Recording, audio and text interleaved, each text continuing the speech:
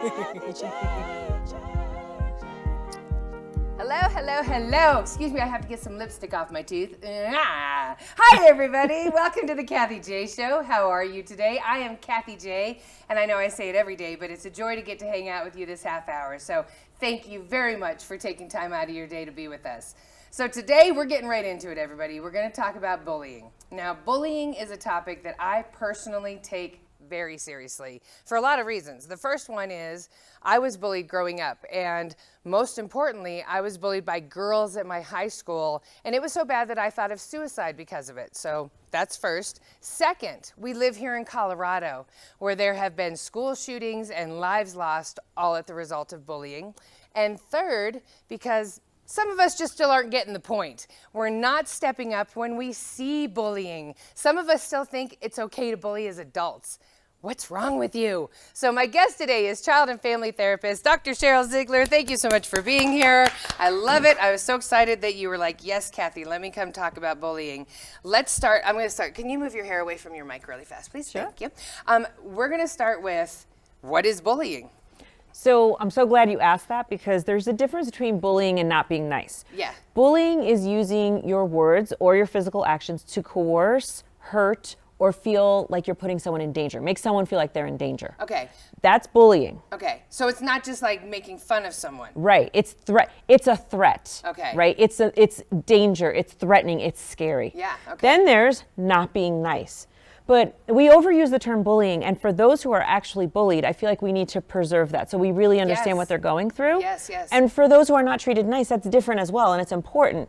But bullying it can be through your fists, right? It can be through hitting and shoving and those kinds of things. I think we kind of traditionally think of those. Easy to see spot physical right. bullying. Yes. Easy. Right. But there's different types of bullying. There's also relational bullying, which is sort of social aggression, we call it. Wow. Which is like, oh, so sorry that you weren't there this weekend when we were all having so much fun. That's a bullying. That's bullying, because I'm threatening your social status. Oh, yes, you are. Right? Okay. I'm threatening, if you don't do that, Kathy, too bad you won't be able to come with us next week. You won't be able to sit here at the lunchroom with us. Yes, that's exactly right. So I'm coercing you.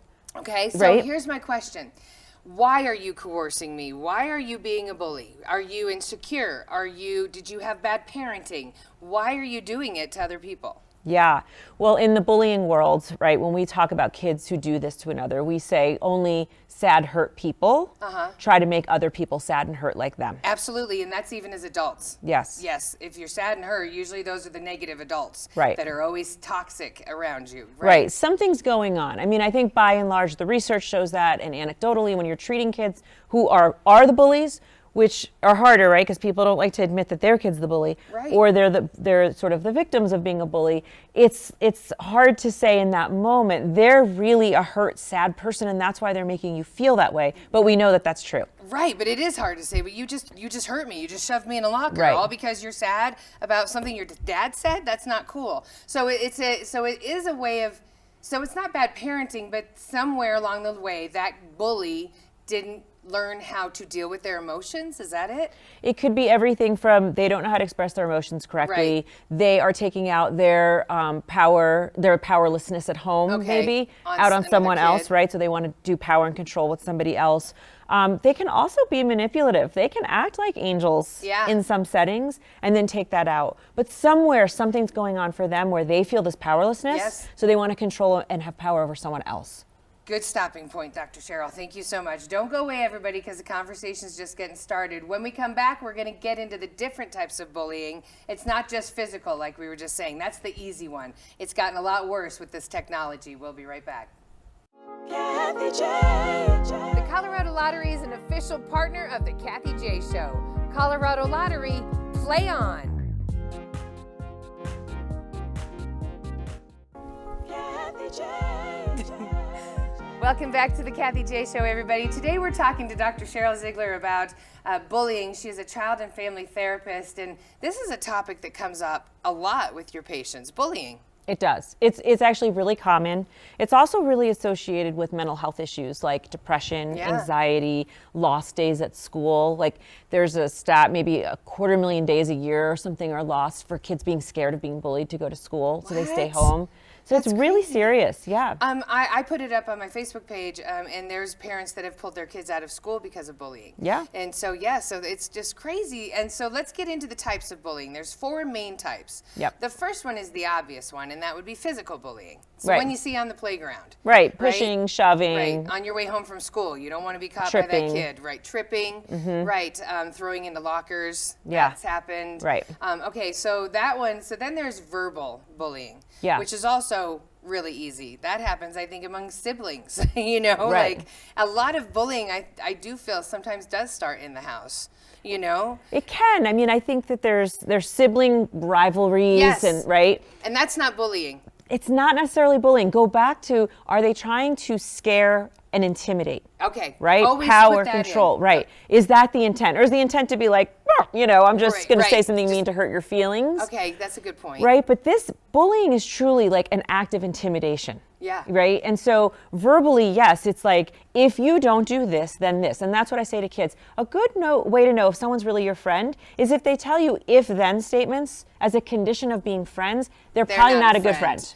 All right, so those are the 2 easy ones to spot that I think most people at home have grown up with. But now there's cyberbullying. Yep. And almost 50% of kids have said they've been cyberbullied. What is that?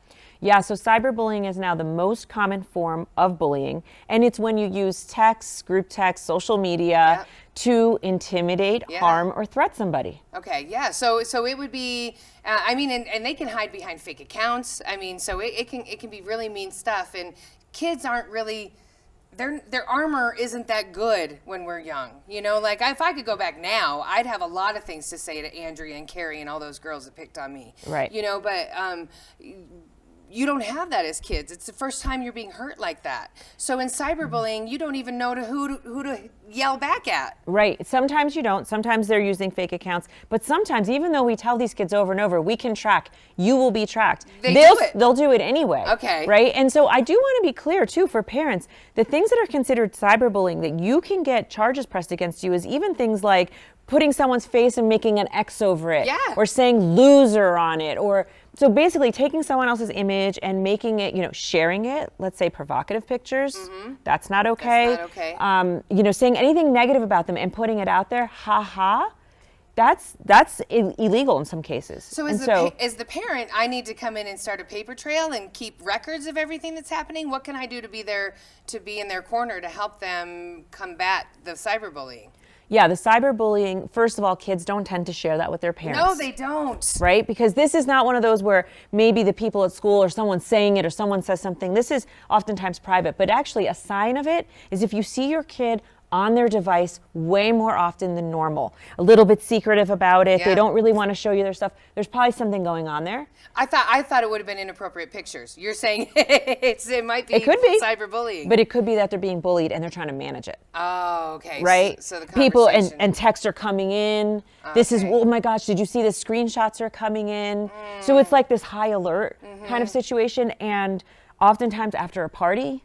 Right? Pictures are being taken, yes, rumors so are right. being spread. So there's no more just like rumors anymore. Now, if you put that out there digitally, it changes the whole landscape of what that feels like and what kind of the intention and what the outcomes can be as well. And that's also goes in with social bullying. Yeah. Okay, all right. When we come back, everybody, thank you so much. Dr. Cheryl, we're really going to get into it now. Let's talk about what you should expect from your child's school when it comes to bullying. And also, let's give some tools so we can all fight the bullies. We'll be right back.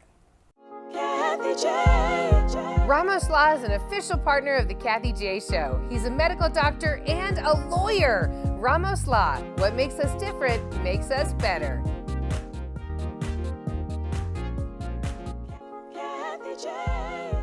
Welcome back to the Kathy J Show, everybody. So today we're talking about bullying, and it does take a village to raise our kids. When it comes to bullying, nobody is a bystander, okay? Bullying affects us all, and we need to handle it like it's a community issue.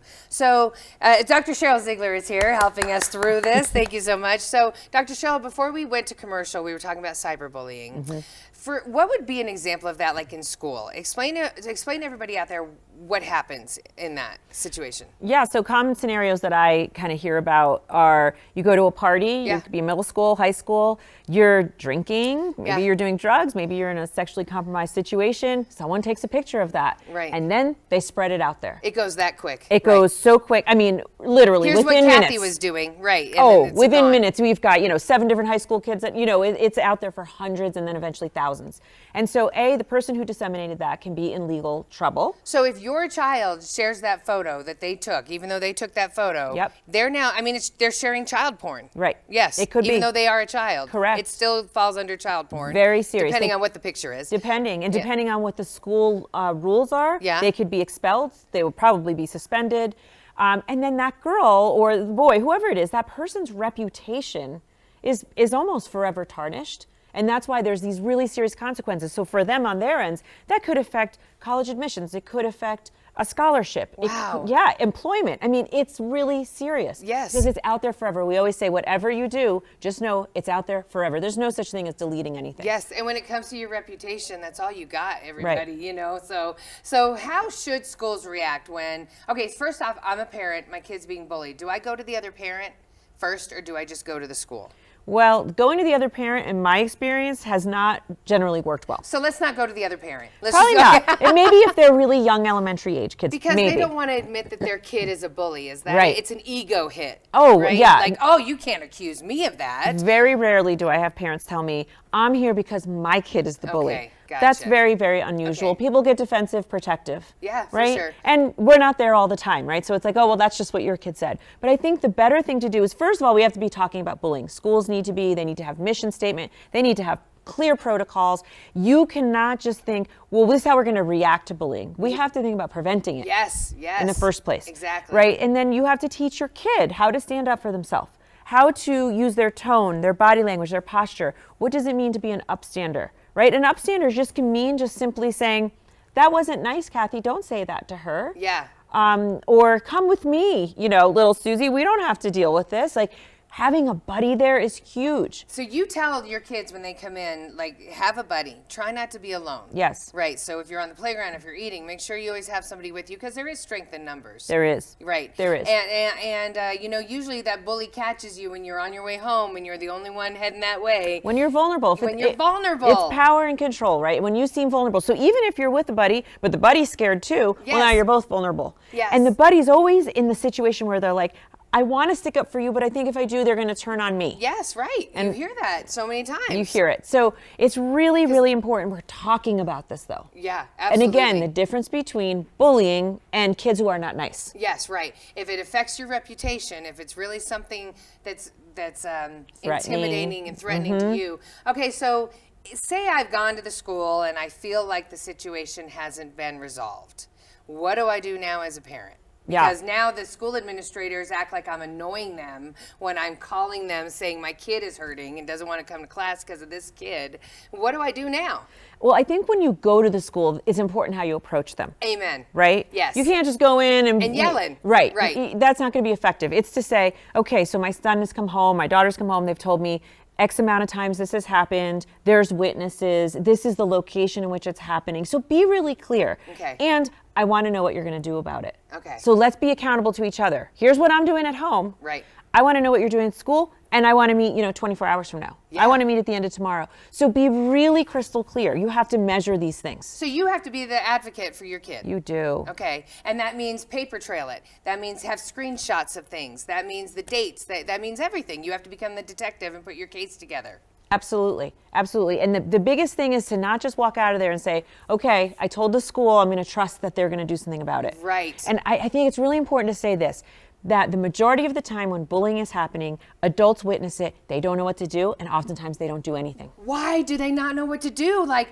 back in the day, you'd get snatched right up by a teacher, and you're going to the principal's office. Why is that? Is it because we've raised a new generation to not have responsibility because we're doing everything for them? Like, what is it? Why do parents, is it liability? Like, by saying that there might be a bullying problem, now me as an administrator, I can be held liable if I don't solve the bullying problem? Like, what are adults so scared of? Well, I do think that's why I've said it so many times just in this little time. We've weaponized the word bullying, I think, so much that it's like, oh, not my kid, not my student, not my school. Right. It's not happening in my school. Right. And we have to get over that, right? We have to be clear about what bullying is. It happens. Statistically, we know it happens. Yeah. And it's a serious problem. So A, no, it's going to happen. But B, adults are just like, it's a little confusing, right? Sometimes they have the mantra of like, we want to let the kids figure it out. Yes. Sometimes it's so coercive, it's hard to identify, right? A bunch of girls just sort of like snubbing the other one and not having space for them somewhere. Right. They could say, I don't know, do I really get involved in that? Well, yeah, you have to understand how incredibly powerful it is to socially, relationally bully somebody. It's devastating. It ruined me. Yes. Yeah. You and millions of others. Yes, right. It is horrible. It's horrible. If one person would have stood up and said, hey, that's not cool what you're doing to Kathy. Or Kathy, come sit here. Right, absolutely. Or come to my house Saturday night. I won't go there then. If they're going to treat you that way, then I'm not going to. Right. Right? An ally, a buddy, whatever you want to call it. So we're a little bit uncomfortable with that. I think because bullying has expanded and it's no longer fists in the courtyard. Yeah. Right? It's like all of a sudden now you have to be aware of social stuff and relational and then what's happening on those phones. Yes. Right? Watch those phones. Yes. Watch those phones. All right. So we're going to take a quick break. Thank you, Dr. Cheryl. After the break, she's kind of been talking about it, but standing up to a bully, even as adults, what can we do? Let's put some tools in our arsenal. We'll be right back. Kathy J. Oakwood Homes is an official partner of the Kathy J. Show. Oakwood Homes, building happiness.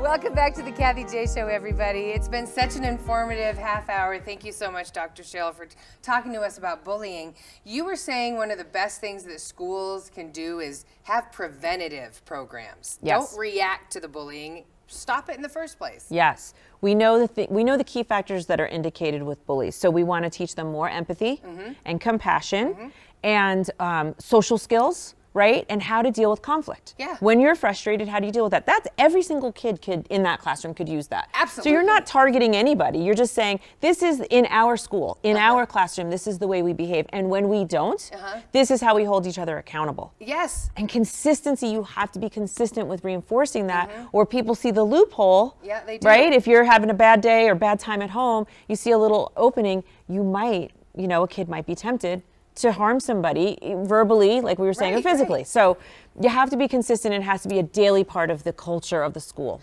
And so that's for all you administrators out there. So let's talk about what can you when you talk to your kids about how to combat bullying, it starts with body language and tone? Yes. So I teach them everything. When I have a kid come in and say they're being bullied, we talk about everything from their body language. Well, what is your body language saying? Is when it you're saying down here, when you're down or up here, right? And so, and these are things that people are like, oh, well, should we? Well, yeah, we should, because that's who they prey on. Yes. For the by and large, they whoever, see the weak. Right, whatever they define as weak, right? And weak is oftentimes kind, maybe softer spoken, right? Right. So, lift your shoulders up, look them in the eye, because if you're threatening to me, I'm going to look away, right? So look at them in the eye. Use your tone of voice. Use the volume of your voice. And don't be afraid to go to somebody, right? Because that's what they do. They say, if you tell anybody, then blah, blah, blah, right? They do that. Then. Right. If you tell somebody, then this. If then. Or if you don't do this, then this. The if-then thing. So if you tell anybody, then tomorrow you're going to get it worse. Yeah. That usually stops a kid in their tracks, and they don't tell anybody. They don't tell. No, not at all. They don't tell. So I always say, if you hear that, that's your sign to tell somebody. And that might be your parent. Right. That might be. But remember, even parents, adults, they're in the category of adults. Oftentimes, they don't know what to do. Right. So they might go into the school really, really angry, or more often than not, they're just like, oh, let me try to give you some coping skills, which is fine. Right. But we want to stop this soon and quick. Yeah, we do. So coping skills that we could all use, so it's even as adults, it's tone, it's looking in someone's eye, it's the way you hold your body language. Like, you're not going to mess with me. Right. Move along. Right. Take your insecurity and jealousy and move along. Right. That's what you want to project. You do. What else do I need to do? Can I look a bully in the eye and say, not today? I mean, leave me alone. You do say that. We do, yeah. I even practice this in a class with kids. So you role play. Kids role play. Yeah. So like, tell me, I'm the bully. Come, tell me Yes. that you're not going to put up with it. That kind of thing. Yeah, leave me alone. Don't bother me. Right. Don't talk to me. But usually that makes the bully come more. You know, like, oh, you're going to ignore me now? I'm coming in a little more. If I say, leave me alone, don't bother me, don't talk to me, I'm still looking vulnerable. Yeah, I'm still coming But in. if I'm like, leave me alone, right, don't talk to me, all of a sudden I seem like I'm way more you serious than like, leave me alone. True. I'm not going to push as much. Right, leave me alone is like, right. So, and it's not to get physical ever. Right. If it even feels like that at the moment, then I tell them sometimes, well, you can just run. Yeah. You can just go get an adult. Or if you're walking home alone after school, those kinds of things are happening. The first thing you should do is try to go get an adult, but always try to have a buddy with you. Always try. Thank you, Dr. Cheryl. Thank you so much you're for welcome. sharing with us everything you're learning from all the kids coming in, what you've been doing your whole career. Yeah. You guys, please find Dr. Cheryl. You can go to her website, drcherylziegler.com, or you can find her on Instagram at Dr. Cheryl Ziegler.